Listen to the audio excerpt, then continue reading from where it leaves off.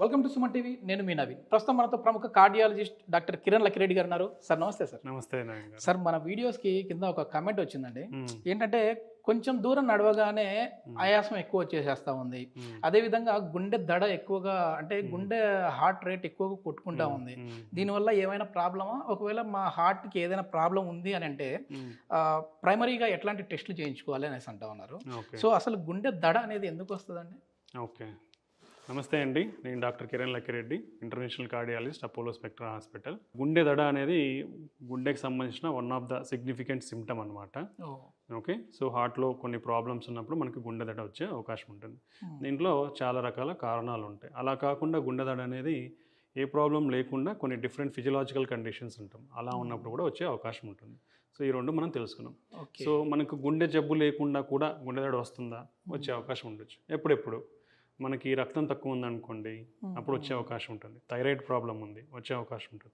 జ్వరం ఉందనుకోండి, గుండె ఎక్కువ కొట్టుకునే అవకాశం. గుండె దడ అంటే ఏంటి? గుండె ఎక్కువ కొట్టుకోవడం మనకి అంటే ఇది కరెక్ట్ ఎట్లా తీసుకోవాలనేది కూడా ఒకటి ఇంపార్టెంట్. అంటే మనకి గుండె దడ అనేది మనకి గుండె గట్టి కొట్టుకునేట్టు తెలుస్తుందా, లేదా హార్ట్ రేట్ ఎక్కువ కొట్టుకుంటుందా, లేదా తక్కువ కొట్టుకుంటుందా అనేది ఈ డిఫరెంట్గా మనం అనలైజ్ చేస్తామన్నమాట.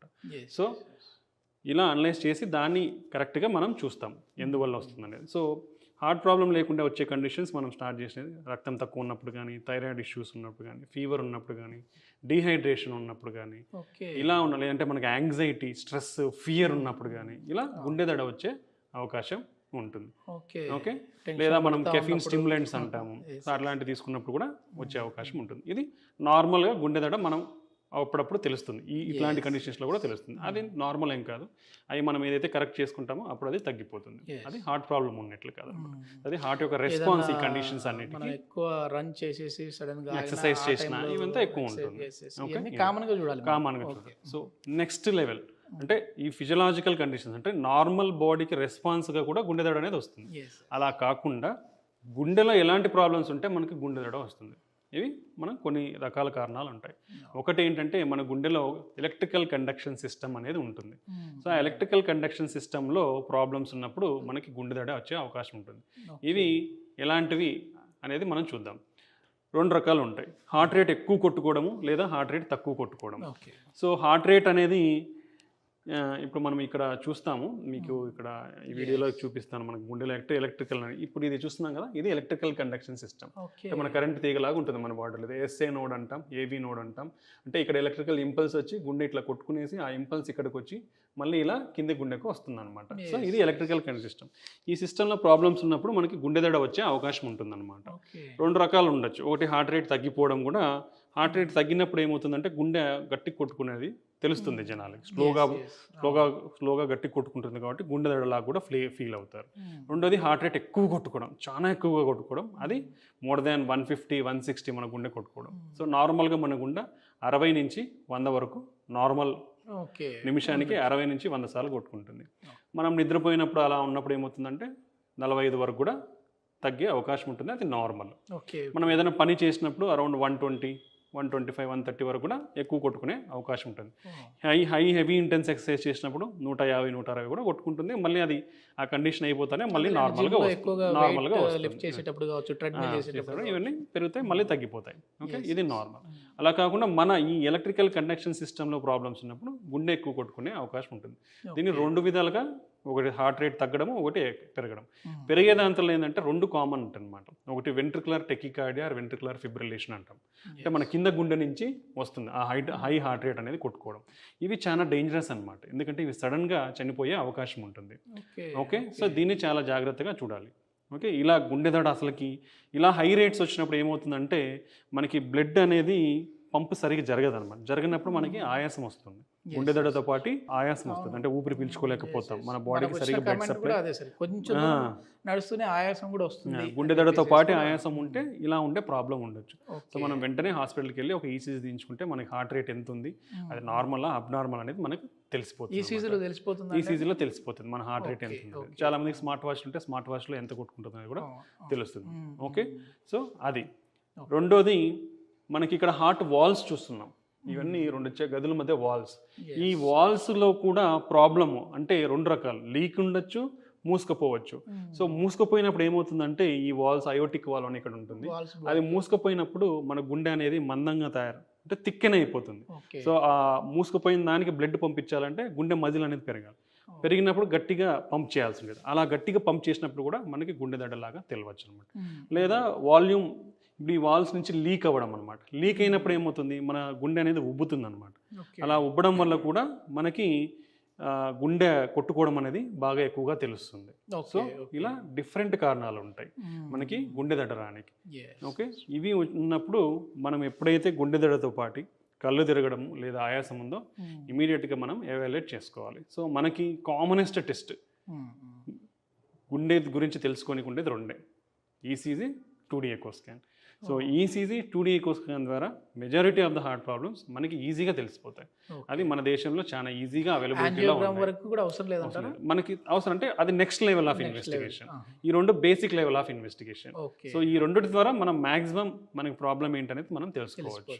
ఓకే, సో మన హార్ట్ మజిల్ ఏమన్నా వీక్ అయిందా, వాల్స్ ప్రాబ్లమ్స్ ఉన్నాయా, ఓకే, మన హార్ట్ ఫంక్షన్ ఎలా ఉంది, ఓకే, ఇవన్నీ మనకి తెలుస్తాయి. గుండె చుట్టూ నీరు ఏమన్నా ఉందా, ఓకే, ఇవన్నీ మనకు తెలుస్తాయి హార్ట్ స్కాన్లో మనకి. సో ఆ రెండింటి ద్వారా మనకి గుండె దడతో పాటు తల తిరగడం కానీ అంటే గిడ్డినెస్ లేదా మనకి ఆయాసం కానీ వస్తే ఇమీడియట్గా వీ షుడ్ టేక్. ఎందుకంటే they are life threatening. Ventricular tachycardia fibrillation అనేది life threatening heart rate disorder. So అలా గుండె దడ అంటే విపరీతమైన కొట్టుకోవడం, అంటే ఇప్పుడు మీకు చూపిస్తాను ట్యాప్ చేసి, ఇంత ఫాస్ట్గా కొట్టుకున్నట్లు మనకు అనిపిస్తే ఇమీడియట్గా హాస్పిటల్కి వెళ్ళాలి, మనం డిలే చేయకూడదు. ఓకే ఓకే, అది చాలా ఇంపార్టెంట్. చాలా మంది ఏంటంటే లైట్ తీసుకుంటారు సార్, అంటే ఏముంది ఏదో నడిచాం కాబట్టి ఆయాసం వచ్చింది. నడిస్తే ఎంతవరకు వెళ్ళొచ్చు? ఇప్పుడు నేను నడిచాను, నా గుండె ఎంత ఫాస్ట్ కొట్టుకోవచ్చు? ఓకే, నేను చూపిస్తాను మీకు. ఇప్పుడు మీకు దీంట్లో కొన్ని రకాలు చూపిస్తాను. ఓకే, ఇప్పుడు ఇది మన గుండె నార్మల్గా కొట్టుకుంటుంది అరౌండ్ 60 నుంచి 100 వరకు. ఇప్పుడు మనం ఏదైనా పని చేసాము లేదంటే సమ్ స్ట్రెస్లో ఉన్నాము, అప్పుడు ఏమవుతుంది, ఇప్పుడు ఏమవుతుంది, కొంచెం ఎక్కువ హార్ట్ రేట్ అనేది ఫాస్ట్గా తెలుస్తుందా మనకి, కొంచెం స్పీడ్ ఉంది.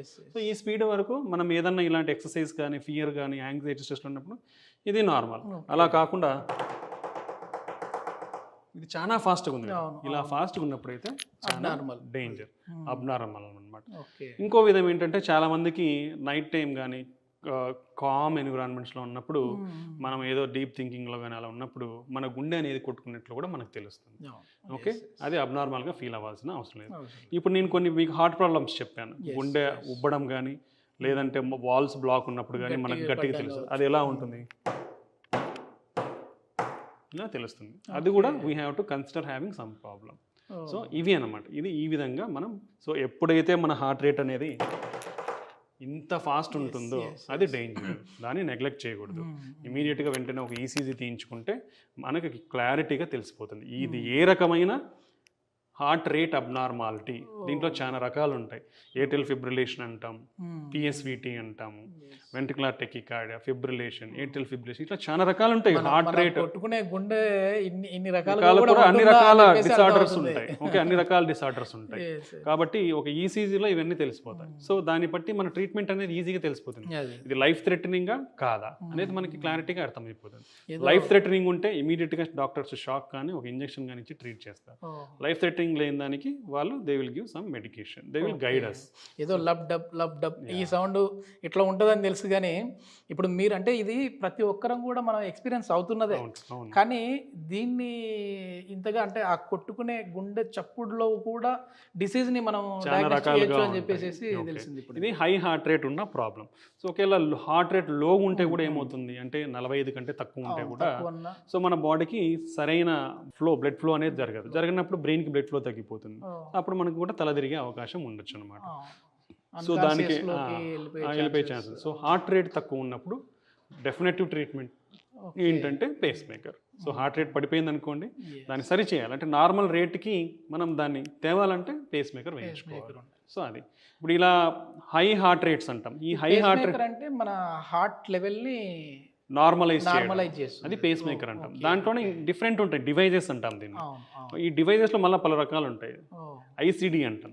ఐసీడీ అనేది ఏంటి, మన హార్ట్ రేట్ ఎక్కువ ఉన్నప్పుడు సడన్గా ఇప్పుడు ఏమవుతుంది, హార్ట్ రేట్ హై ఉన్నప్పుడు చాలా మంది ఇంట్లోనే కూలిపోయి చనిపోయే అవకాశం ఉంటుంది. సో అవి కొన్ని సబ్సెట్ ఆఫ్ డిసీజెస్ ఉంటాయి. గుండె వీక్ ఉన్న వాళ్ళు కానీ ఇలా వీళ్ళని సెలెక్ట్ చేసుకునే వాళ్ళల్లో సడన్ కార్డియాక్ డెత్ దీనివల్ల వచ్చే అవకాశాలు ఉంటాయి. సో వాళ్ళకి ఐసీడీ పెడతాం. ఐసీడీ ఏం చేస్తుంది, మన హై హార్ట్ రేట్ని డిటెక్ట్ చేసి అదే షాక్ ఇస్తుంది. షాక్ ఇవ్వడం వల్ల అది కంట్రోల్ అయ్యి హార్ట్ రేట్ నార్మల్ అయిపోతుంది. సో సడన్గా చనిపోయే ప్రమాదం అనేది తగ్గుతుందన్నమాట.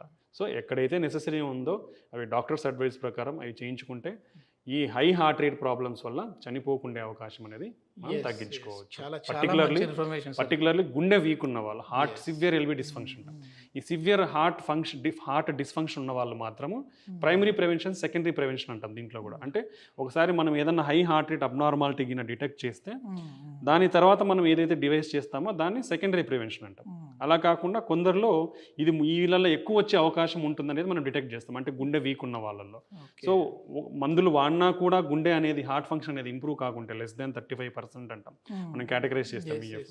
ఆ లెస్ దాన్ 35% ఉన్న వాళ్ళు సడన్గా చనిపోకుండా ఉండాలంటే ఈ ఐసీడీ అనేది వేయించుకుంటే వాళ్ళు సేఫ్గా ఉండగలరు. కొంచెం చాలా మంచి ఇన్ఫర్మేషన్ సార్. నేనేంటో ఇది జస్ట్ గుండె దడ అనే దాన్ని పెద్ద లైట్గా తీసుకుంటా ఉంటారు.